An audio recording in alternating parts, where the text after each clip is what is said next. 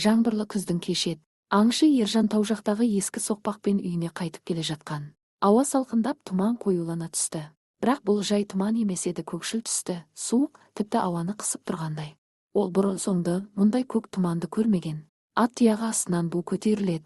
Кенет алдынан бір ауыл көрінді. Шағын ғана, бірақ бұрын бұл маңда ешқандай ауыл болмағанына сенімді еді. Ержан ауылға жақындап қақпа алдындағы кемпірге сәлем берді. Ассалаумағалейкум, апа. Бұл қай ауыл? Кемпір үнсіз, көзі бақырайған күйі қарап тұрды. Сосын бәсең үнмен: қонақ болсаң, кір. Бірақ таң атқанша қалма, деді. Ержан не істерін білмей, атын байлап ауылға кірді. Бүкіл ауыл үнсіз. Үйлерде жарық бар, бірақ адам жоқ. Тек кейде көлеңке тәрізді бейнелер терезе алдында сәл ғана көрініп жоқ болып кетеді. Кешке ауыл ортасындағы ескі мешіттен азан естілді. Бірақ азаншының даусы тым баяу, күңгірт, ал сөздері түсініксіз еді. Ержан ішкі түйсігімен бұл ауылда бір тылсым күштің барын сезді. Түн ортасында ол оянып кетті. Төбеде қап-қара көздері бар адам кейпіндегі елес тұр. Жаймен сөйлейді: сен енді бізге жат емессің. Таң атпай бұл жерден кете алмайсың. Кенет есіктен әлгі кемпір кіріп: тез, жүгір, көк тұман қайта айналып келеді, деді. Ержан атына секіріп мініп ауылдан шыға жөнелді. Артқа қарағанда бүкіл ауыл көк тұманға жұтылып бара жатты. Ауыл орнында тек бос дала ғана қалған. Елге оралған соң ол сол ауыл туралы ешкімнен ештеңе біле алмады. Тіпті картада да жоқ. Тек қариялардан біреуі ғана былай деді: сен көк тұман ауылын көріп келдің бе? Ол тек ар-намысы таза, рухы мықты адамға ғана көрінеді. Кіріп кетсең, жаныңды сол ауылда қалдырып кетуің мүмкін еді. Ержан сол оқиғадан кейін бір жыл бойы аңшылыққа шықпады. Не түн ұйқысы тыныш болды, не жүрегі орнына түсті. Қанша тырысса да сол көк тұман мен елес ауыл есінен кетпейтін. Ауылдастар оны жын көріп келген деп сыртынан сыбырлап жүрді. Бір күні түнде тағы сол дауыс естілді. Ескі таныс терең, салқын үн: уақыт келді, таң атпай жолға шық. Таңертең Ержан ешкімге ештеңе демей, атына мініп, баяғы жолмен қайта жүріп кетті. Қазір ол ауылдың орнында бос кең дала барын білетін.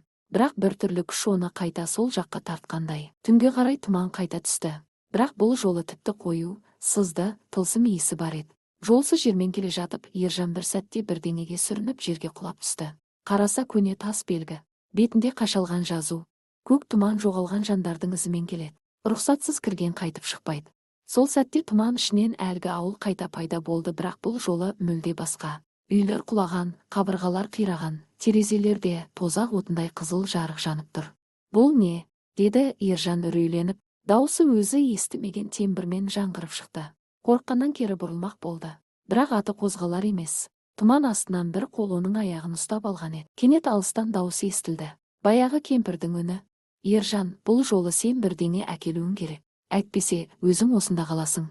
Не әкелуің керек? Деді ол айқайлап. Өзіңнің шын бейнеңді.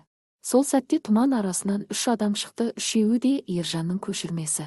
Бірақ бірі жас кезі, бірі қарт, бірі көзінде қара нұр бар, әлде жын ба, әлде көлеңке бейне. Үшеуі бір уақытта сөйледі. Қайсымыз шын Ержанбыз? Шын бейнеңді таппасаң, мәңгі осында қаласың. Ержан ойланып қалды. Үш бейнеге қарап тұрды да, жүрегімен сезінді. Жын бейнелі Ержан ашу мен қорқыныштың символы, қарт бейне өткеннің өкініші, жас бала аңқау арман. Ол үнсіз барып, ең кішкентай жас бейнені құшақтады. Менің шын бейнем арман мен үміт. Қалғаны тек өмірдің салдары. Сол сәтте көк тұман ыдырап, ауыл қайтадан жоқ болды.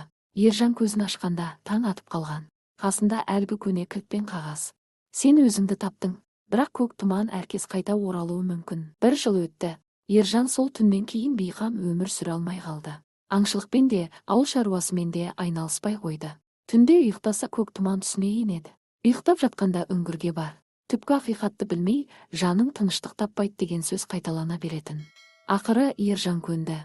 Ескі картаны ашып көпті көрген молда қариядан сұрап, таудың арғы жағындағы бір үңгір туралы білді. Тұңғиық үңгірі. Ол үңгірге ешкім кіріп шықпаған деседі. Айтуынша, ол үңгір адамның ішкі әлемін көрсететін айна іспетті. Ол жерге әркім кіре алмайды. Тек жаны ауырлағандар ғана жол табады, деді молда. Ержан атын мініп 3 күндік жолдан соң таудың қия беткейіндегі тасты шатқалдан тұңғиық үңгірін тапты. Аузы тар, іші қараңғы, сызды. Есігінің үстінде тастан қашалған ішке тек шындықпен кір, жалғанмен шықпайсың деген көне жазу бар екен. Ержан қолына тек бір май шам алып ішке кірді. Тереңге түскен сайын айнала өзгере бастады. Қабырғаларда бейнелер пайда болды, бала күндегі әке-шешесіне өкпесі, жастай айырылған ағасы, тіпті жасырын армандар мен айтылмаған сырлары. Барлығы үнсіз қарап тұр. Аяғы дірілдеді. Сәлден соң ол үлкен залға шықты. Залдың ортасында тұманнан құралған көлеңке адам тұрды. Сен бізден қашып кете алмайсың, Ержан. Сен бізді ішіңде өсірдің, арман мен үмітті таңдап едің, бірақ қорқынышыңды жеңген жоқсың. Мен қорықпаймын, деп айқайлады Ержан. Онда дәлелде. Мына есікті аш, бірақ оның ар жағында не шындық, не жындық күтіп тұр. Ержан есікті ашты. Ар жағында кішкентай сәби жылап отыр. Қасында баяғы көне сандық, сандықта алтын кілт. Бұл кім? Деді Ержан. Бұл сенің ең терең ішкі жан дүниең. Шырылдап жатқан ақ жүрек бала. Сен оны ұмыттың, қаласаң оны қайта оята аласың. Бірақ ол үшін бір нәрседен бас тартуың керек. Неден? Көк тұманмен байланысты үнді үзуің керек. Ержан ойланып қалды. Көк тұман қорқынышты болса да, енді оның өмірінің бір бөлшегіне айналып кеткен. Бірақ ол балаға қарады. Сәбидің көзінен үміт көрді. Ақырын барып кішкентай баланы құшақтады. Сол сәтте үңгір дірілдеп, қабырғалар жарыла бастады. Көлеңке адам ашы үнмен айқайлап: сен бізден бас тарттың, бірақ біз мәңгі жоғалмаймыз. Жер сілкініп, үңгір құлап бара жатқанда, Ержан сәбиді көтеріп сыртқа шықты. Таң атты. Түнгі тұман жоқ, ауа тап-таза. Ержан көкжиекке қарап тұрып ішінен сыбырлады: мен енді бос емеспін, мен өзіммен толықпын, деп ауылына оралды. Бірақ бұл жолы мүлдем басқа адам ретінде оралды. Адамдарға көмектесті, балаларды оқытты, тіпті өз ойынан аңыз ертегілер жазып, кейінгі ұрпаққа қалдырды. Көк тұман қайтып келмеді, бірақ кейде түнде желмен бірге күбірлеген үн естілетін. Ол: рухың мықты болса тұманнан да өтерсің, деген сөз еді.